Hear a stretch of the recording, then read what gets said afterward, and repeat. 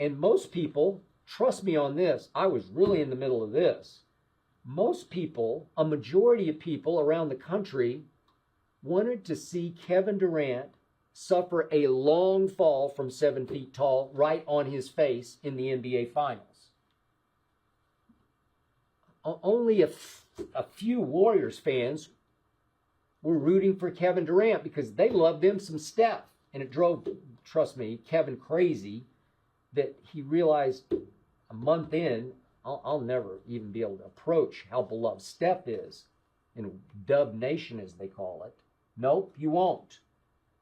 But here came that finals, and there went KD.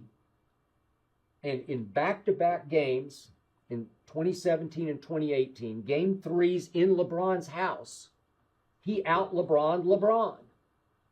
Kevin Durant rose above LeBron and took over back-to-back game threes, 17 and 18, that changed those two finals, that won Kevin Durant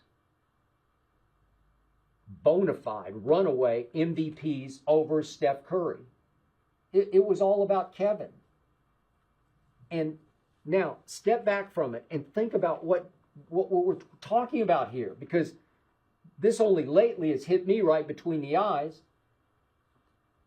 Kevin Durant saved Steph's legacy, and frankly, he saved me from LeBron James and his billions of blind witnesses out there. Because KD himself, really by himself, he wrecked LeBron's legacy.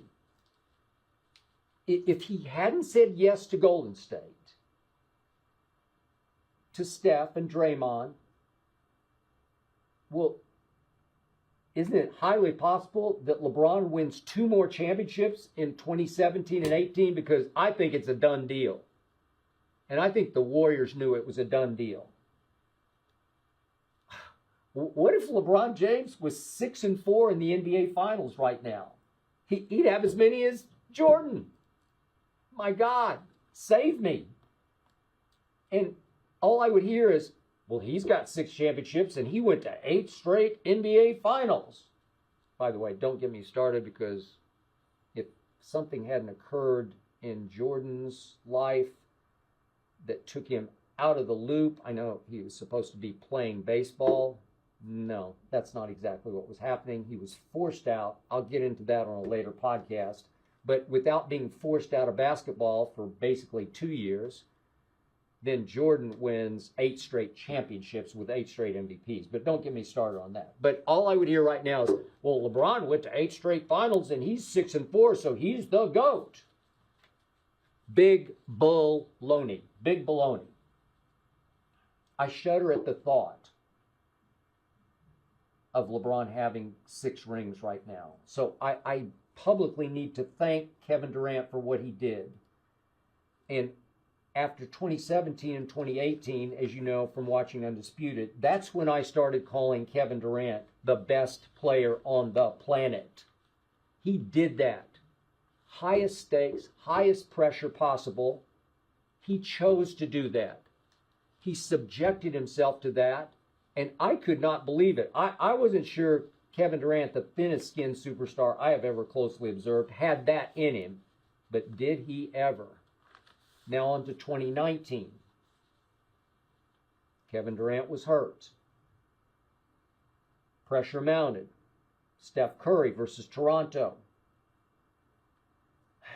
Right on cue, games 3, 4, 5, and 6. Steph shot 33% from 3 in those 4 games.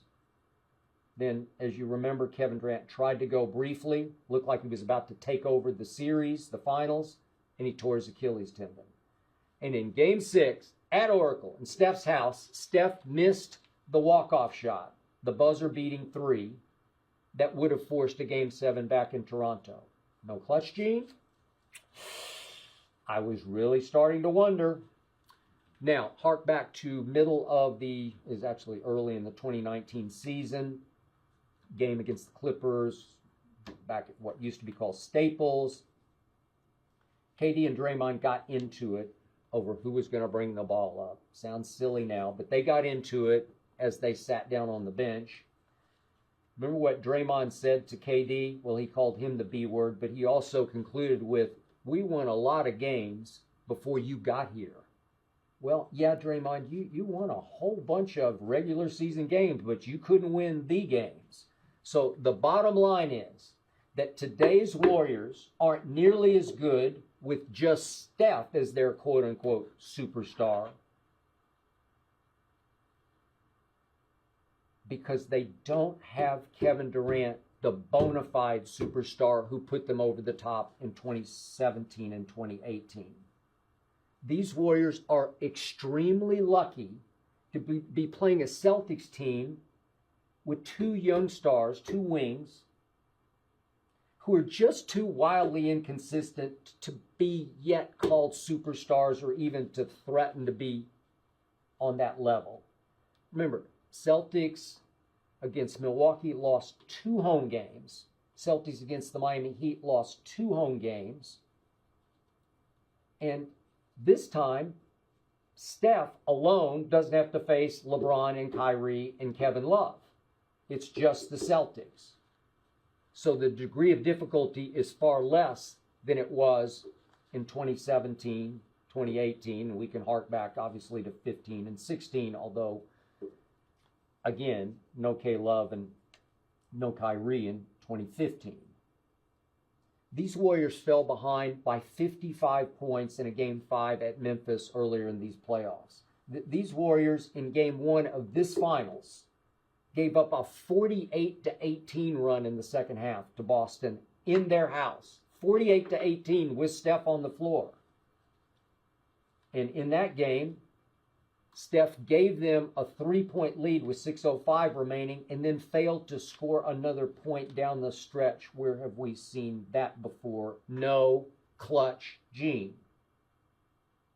So these Warriors can protest all they want, but they know that 7-foot ghost, that 7-story tall demon known as Kevin Durant, looms over this series. That will be the ongoing narrative. And in the end, I want to thank Kevin Durant for saving me from LeBron James. I hope you enjoyed that video. You ready for more? Make sure you click that subscribe button for all the exclusive content from the Skip Bayless Show. And don't forget to check out the full episode of the show wherever you get your podcasts by clicking the link in the description.